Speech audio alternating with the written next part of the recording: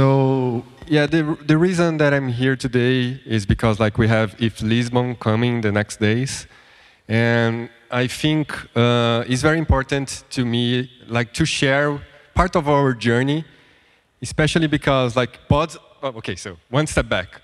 Pods is an options protocol. I don't know if you have heard. We are building parts of the DeFi ecosystem, especially in the derivative space. And we started as a hackathon project.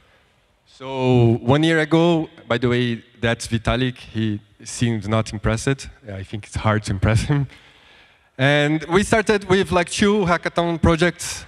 And the first one was If Denver, February last year. And we also participated in the Hack Money last year. And like in the beginning, when we started, in my mind, like coming from the hackathon to like a production state, in my mind was something like this. Like I code something, I had an audit, and I'm ready to production. But in reality, was something like this. You code, you test, you find some bugs, and you don't have documentation enough to the auditors, and then you test again, and then you do like a public release in a test environment. So it's much more complicated than I expected. So for those that are going to, like in the next days, participate in a hackathon, and maybe in some months, some projects are just for fun, but other projects like may become a company like us. I want to give you some hints and some framework around like how to organize you, especially from the tech part. You have also the organization part, like how to get funding, how to incorporate like Delaware or Cayman. But here today, I'm going to focus on the tech part. So in our first project, in our first hackathon, we had like almost only 5 smart contracts or something like this.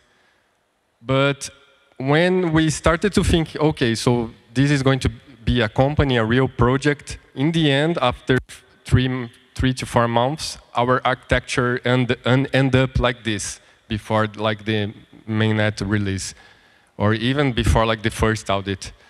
So I think this is the first thing, like probably your project is going to be much more complicated than you expected when you just finished the hackathon.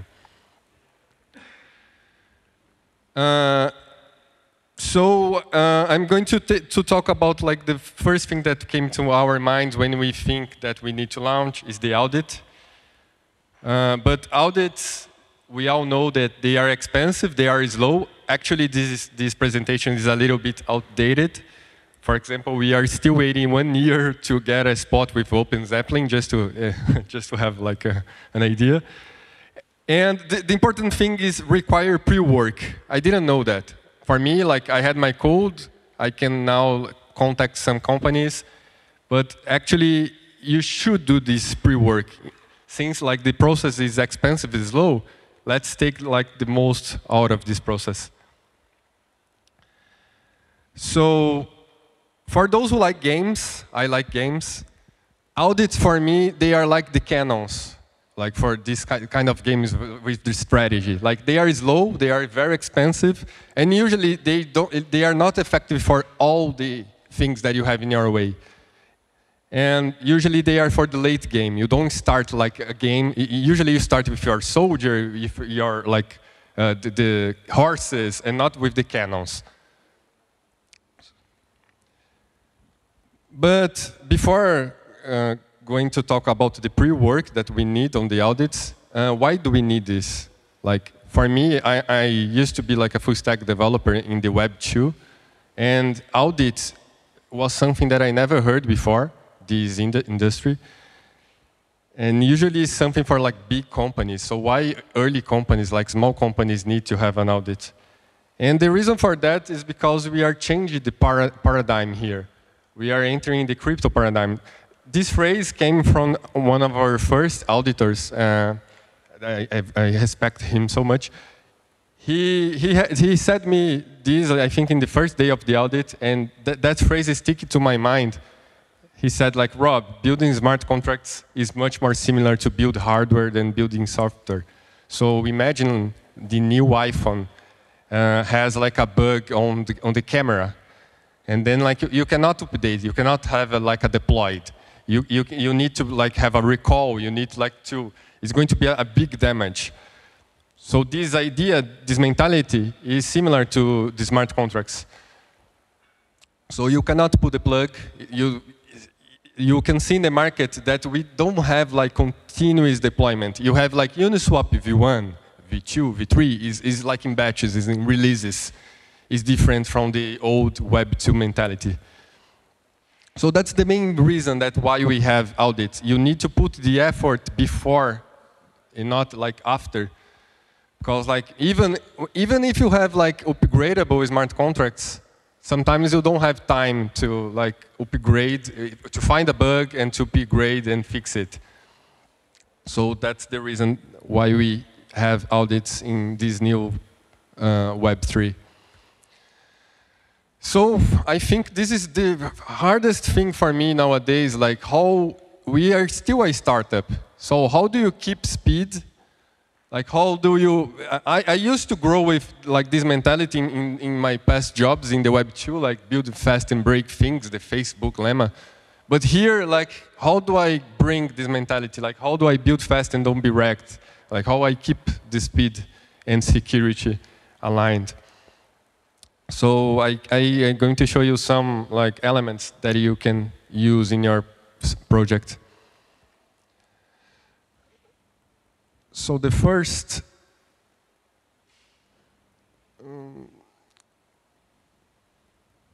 I'm going to talk about the pre-work. So the first thing that I wanted to talk is about security layers. As I already told you, like for me, audits, they are kind of the canons, but you have other layers. Think about like your system as like a war, and you have like layers of security that you can use before going to the war. So the first one, here is a list of the things that and again, for me, this presentation is a little bit outdated, because for me, static analysis is not optional. I think you should have before the first audit. But this is a list of the things that I think your project should have before you go to your first audit. So basically, you have the unit tests, like is the most simple soldier here. Like you should always have unit tests in your brain, like in the way that you code. Always do like always keep track of this. So we have some tools for this. I use Waffle for mocking contracts, and you have like specific assertions for this. I use fixtures, because easily your code is going to have like a really big deployment time. Just to have an idea, on pods we have nowadays, every time that we change something, the smart contracts takes like 40 minutes to test all the environment. So if you don't use fixtures, you're going to have a problem with scalability. Then we have like the second layer, the integrations test. What is the difference between unit tests and integrations? Integrations is when we start like combining. For example, I use Chainlink as a price oracle. I use Aave as a collateral. I use Sushi as our oracle or as a exchange. So I start combining those parts in the integration test. One tip that I give for you is probably if you are coding with different projects, you already faced the problem of like Aave is only on Kovan and Hinkeby, and Sushi is only on another testnet. So like use the tools that we have in the market. Use like mainnet fork. I recommend Tenderly fork. It's very easy to use. We have Alchemy with archive nodes for free in the free plan.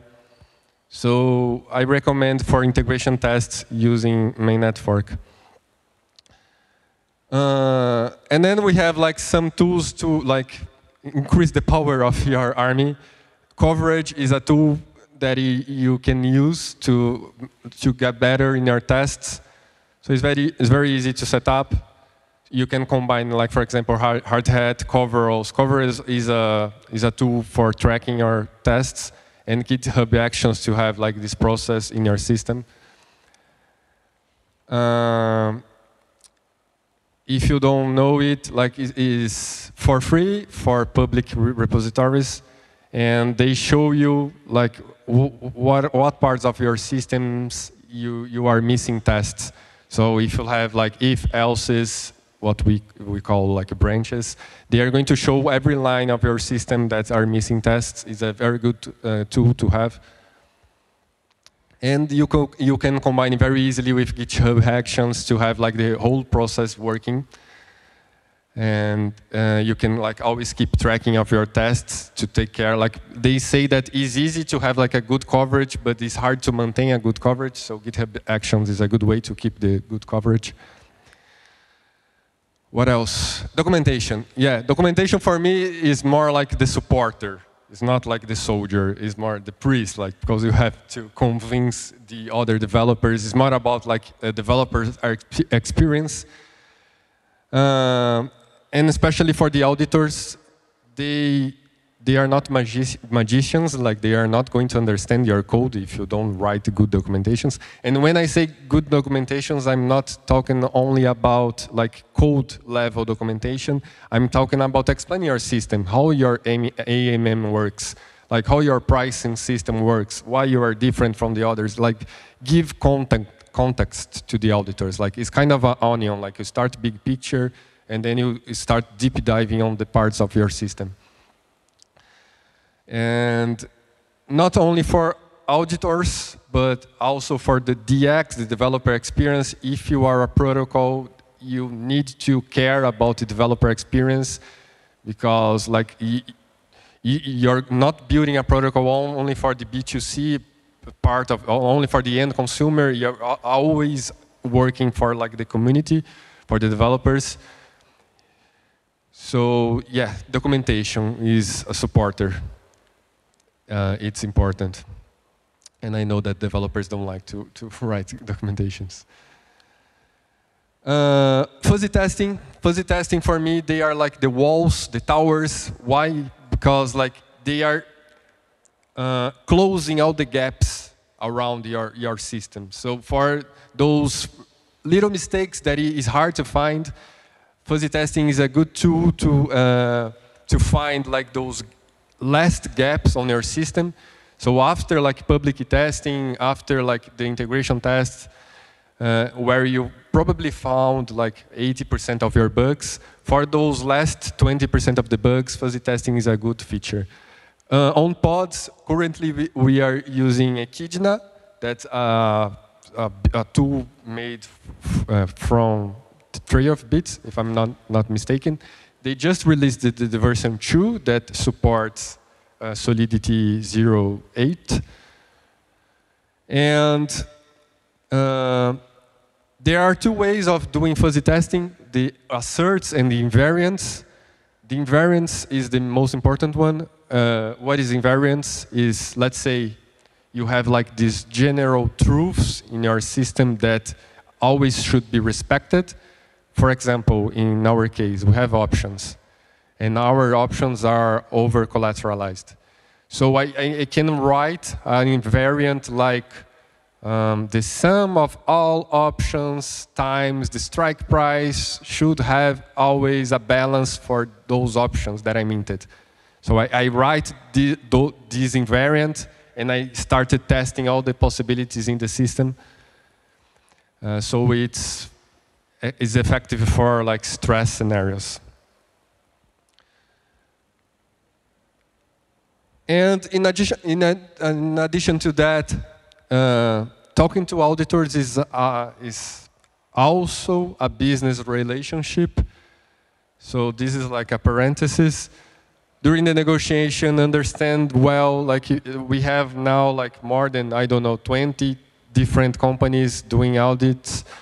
So understand well like the phases of the audit, the deadline, how many times you can like keep go forth and back like the audit process, how long is going to take, 1 month, 2 months. Are like inside the scope, fuzzy testing is covered, like formal verification is covered, like make sure that you understand what are you paying for? And also, after you did all this pre-work, after you did the audit, remember that what is risk? Risk is a function of two elements: the probability of happening of an event and the size of the impact if something goes wrong. Usually, all those layers that I added previously, like fuzzy testing, integration test, we are tackling this first part of the equation. We are trying to reduce the probability of the event. But also, what we can also do, in addition to that, is reducing the size of the impact. That's why we decided on our launch to have like a guarded launch before the mainnet release. Like, we started that on March, on Polygon. We did like a guarded launch with a very low cap, with admin keys. That way, we are trying to tackle like the second part of the equation, reducing the impact in case everything goes wrong. So I recommend, I think this is becoming a pattern on our industry, like those guarded launches with like caps and emergency stops, at least in the beginning. I think this is very important to tackle the impact. And I think that's it. Yeah. So this presentation actually came out from a blog post that I wrote like some months ago. So you can check there if you wanted to understand more deeply what I'm talking about. And I'm happy to help you if you have any questions, if you are going to participate in Lisbon in some days, I can try to guide you with some tips. So that's it. Thank you.